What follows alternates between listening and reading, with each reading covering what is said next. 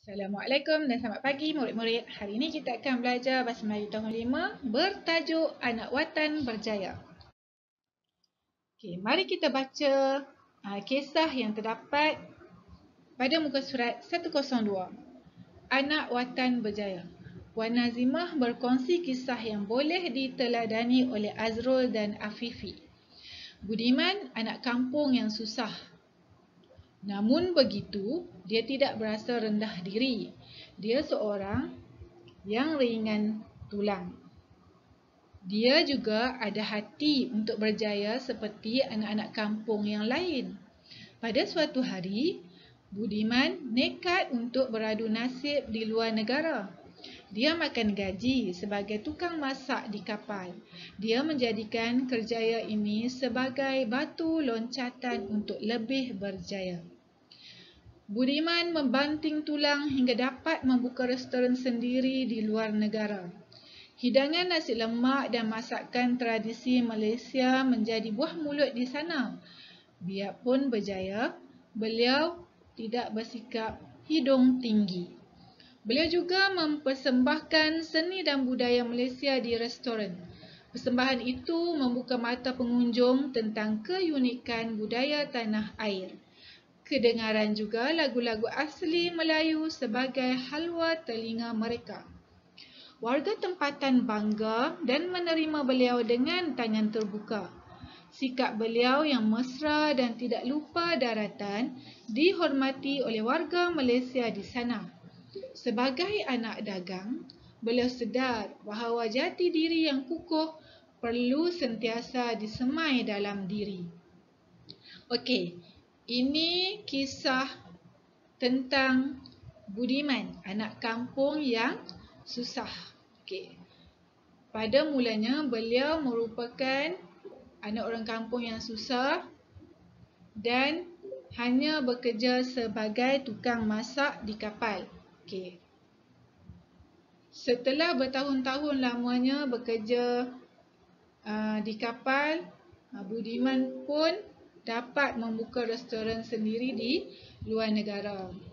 Okey, Budiman telah memperkenalkan masakan tradisi Malaysia iaitu nasi lemak dan restorannya telah terkenal di sana. Walaupun Budiman berada di luar negara, tetapi Budiman ni seorang yang mempunyai jati diri yang kuat. Beliau mempersembahkan seni dan budaya Malaysia di restoran beliau dan beliau juga turut memperdengarkan ataupun memperdendangkan lagu-lagu asli Melayu sebagai halwa telinga pelanggan yang datang ke restoran beliau. Ini menunjukkan beliau seorang anak Malaysia yang mempunyai jati diri yang kukuh dan sanggup memperkenalkan masakan tradisional Malaysia ke negara luar. Okey, cuba kita tengok munshi cilik di situ. Munshi cilik menerangkan tentang kata majmuk kiasan. Okey, kata majmuk kiasan ialah kata majmuk yang bermaksud simpulan bahasa seperti rendah diri, ringan tulang dan ada hati. Okey. Dalam petikan ini terdapat beberapa kata majmuk kiasan ataupun beberapa simpulan bahasa yang ditulis dalam cerita Anak Watan Berjaya ini. Mari kita tengok satu persatu kata majmuk kiasan yang terdapat dalam petikan ini.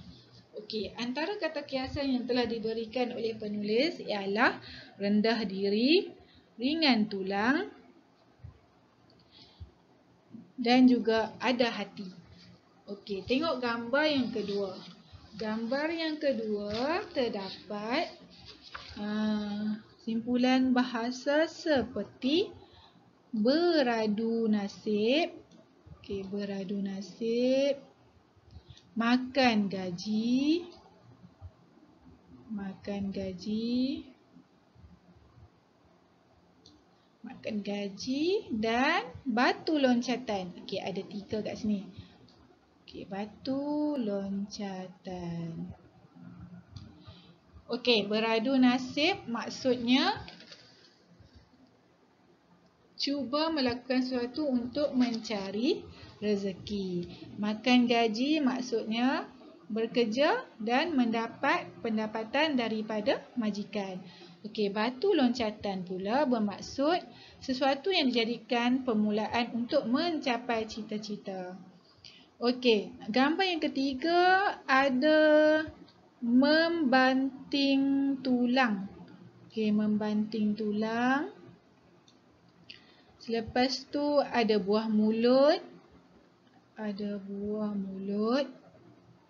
Dan ada hidung tinggi. Okey, ketiga-ketiga ini ialah simpulan bahasa.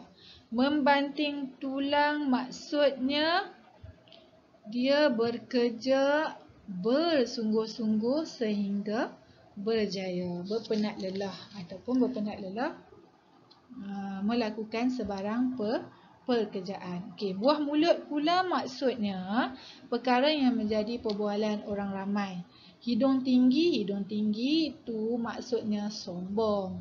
Okey, gambar yang keempat. Gambar yang keempat ada simpulan bahasa apa di situ? Cuba kita tengok. Okey. Ada halwa telinga.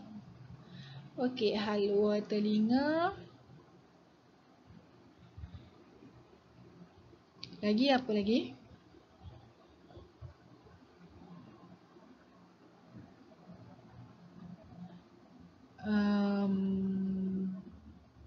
Halwa telinga, membuka mata. Okey, membuka mata. Okey, maksud halwa telinga kat sini ialah sesuatu yang baik untuk didengar. Okey, membuka mata maksudnya pengunjung di situ tahu ataupun mengambil tahu tentang budaya yang terdapat di negara kita, Malaysia. Membuka mata tu ambil tahu ataupun tahulah tentang budaya yang terdapat di negara kita, Malaysia. Okey, simpulan bahasa yang seterusnya ialah tangan terbuka. Okey, tangan terbuka, anak dagang. Dan apa lagi? Ada ke tak lagi? Okey, itu je. Okey, tangan terbuka dan anak dagang. Tangan terbuka maksudnya menerima sesuatu dengan senang hati. Okey, manakala anak dagang maksudnya orang yang berada di perantauan ataupun orang yang berada di luar negara. Okey, ini antara simpulan bahasa yang saya dapat ataupun saya dapat lihatlah di dalam petikan ini. Ataupun kalau kamu ada lagi simpulan bahasa yang saya tercicir kat sini, kamu boleh senaraikan sendirilah bila latihan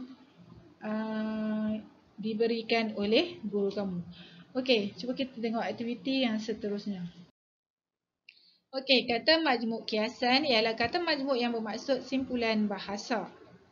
Okey, contoh rendah diri, ringan tulang, ada hati, beradu nasib, makan gaji, batu loncatan, membanting tulang, buah mulut.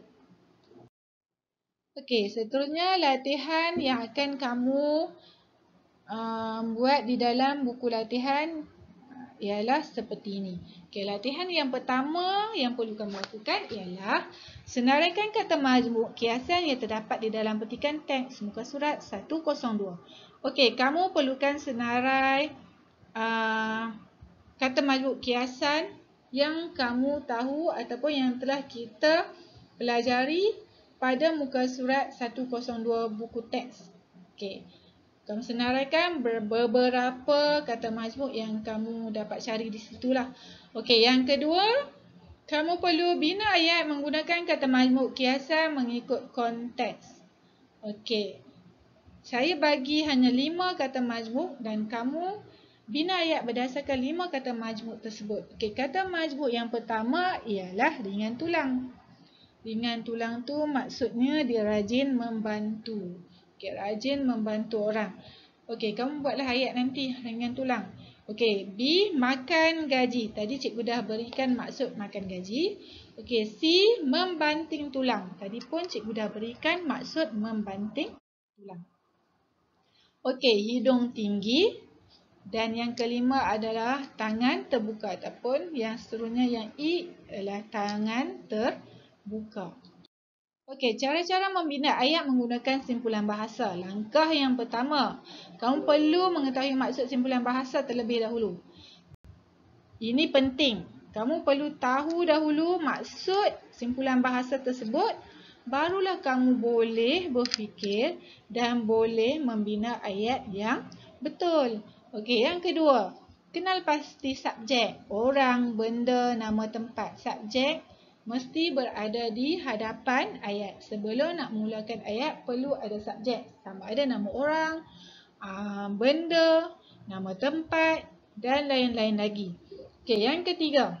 Yang ketiga, kamu digalakkan menggunakan kata kerja dan kata hubung yang bersesuaian dalam ayat tersebutlah. Kamu digalakkan menggunakan kata kerja dan menggunakan kata hubung untuk menjadikan ayat kamu tu satu ayat yang baik dan gramatis. Okey, yang keempat, contoh binaan ayat yang lengkap. Okey, cuba tengok. Saya ambil satu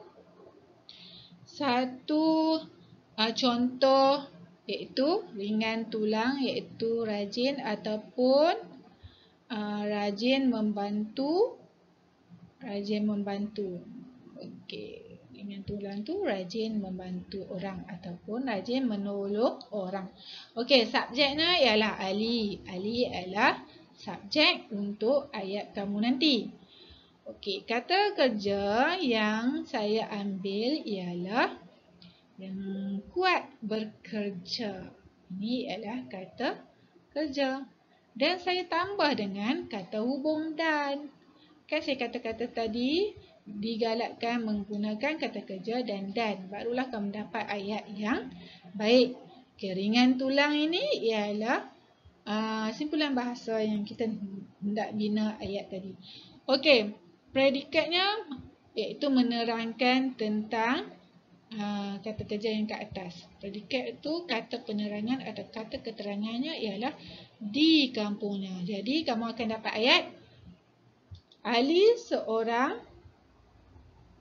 yang kuat bekerja dan ringan tulang di kampungnya. Okey, di sini kamu boleh tambah yang.